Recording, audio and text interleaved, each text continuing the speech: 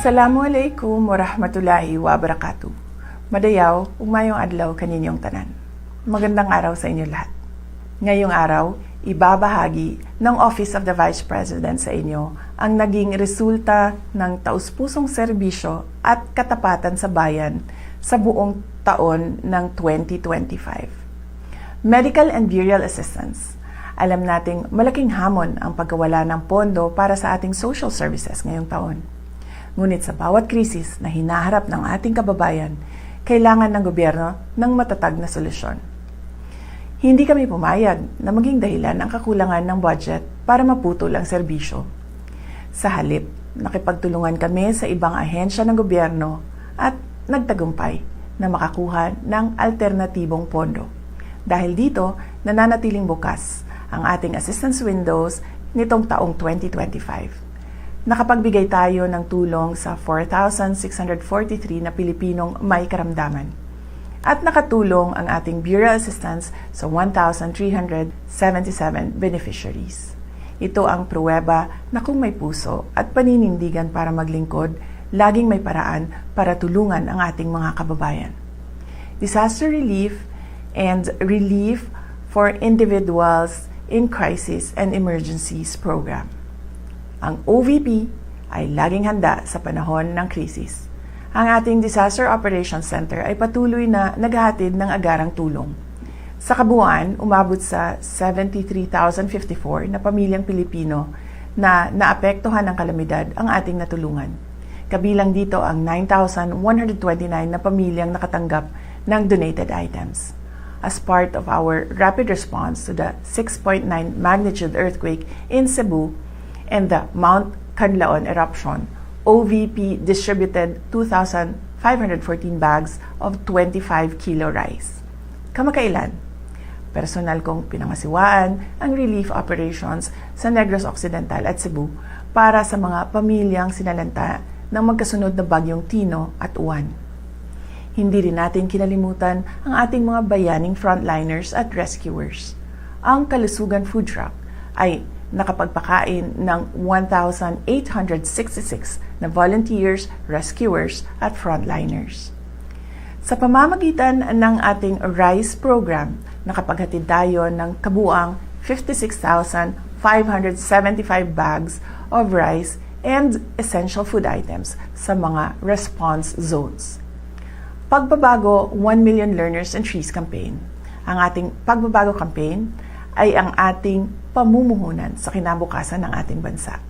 Ngayong taon, nalampasan na natin ang ating target. Nakapagtanim tayo ng higit 1 milyong puno sa buong bansa, 3 years ahead of schedule. Bilang simbolo ng dedikasyon, inakyat ng ating team sa Southern Mindanao ang Mount Apo, ang pinakamataas na bundok sa bansa, para magtanim ng tinikaran trees at markahan ang ating millionth milestone.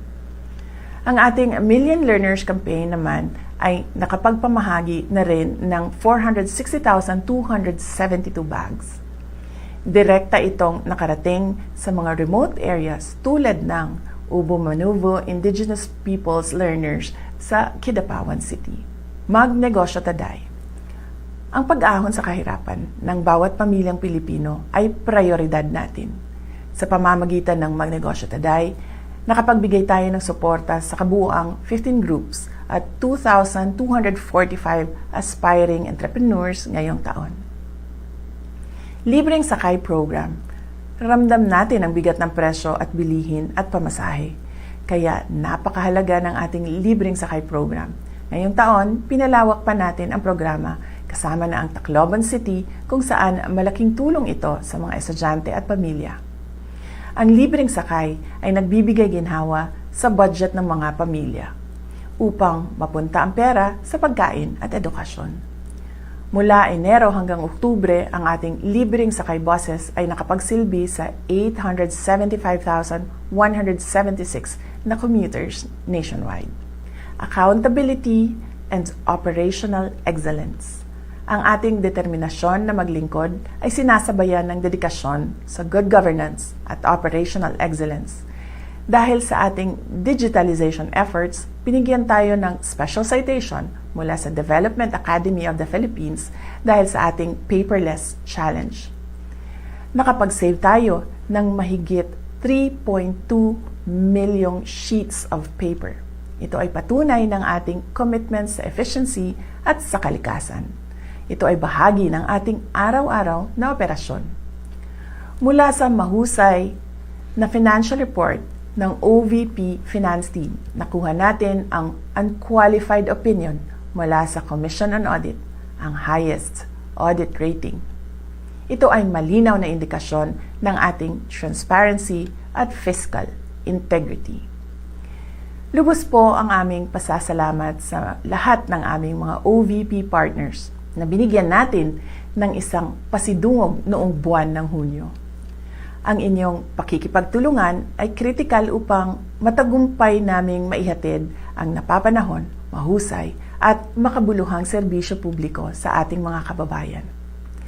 Mga kababayan, patuloy tayong lalaban sa kasakiman ng mga iilang mataas na opisyal ng ating pamahalaan. Patuloy namin na ipapakita sa inyo na ang tanggapan ng pangalawang Pangulo ay mahalaga sa amin ang pagkakaroon ng plano, mahusay na implementasyon ng proyekto, paglaban sa korupsyon at tapang at malasakit para magkaroon ng kapayapaan at kaunlaran sa ating bayan. Patuloy po tayo maging matatag sa mga hamon ng krisis at patuloy na maging mapagmahal sa ating bayan. Gikan sa tibuok opisina sa Vice Presidente, naghinaot mi sa inyong malipayong pagsaulog sa Pasko ug kasadya sa inyong bagong tuig. Mahalin natin ang Pilipinas para sa Diyos sa bayan at sa bawat pamilyang Pilipino. Syukran.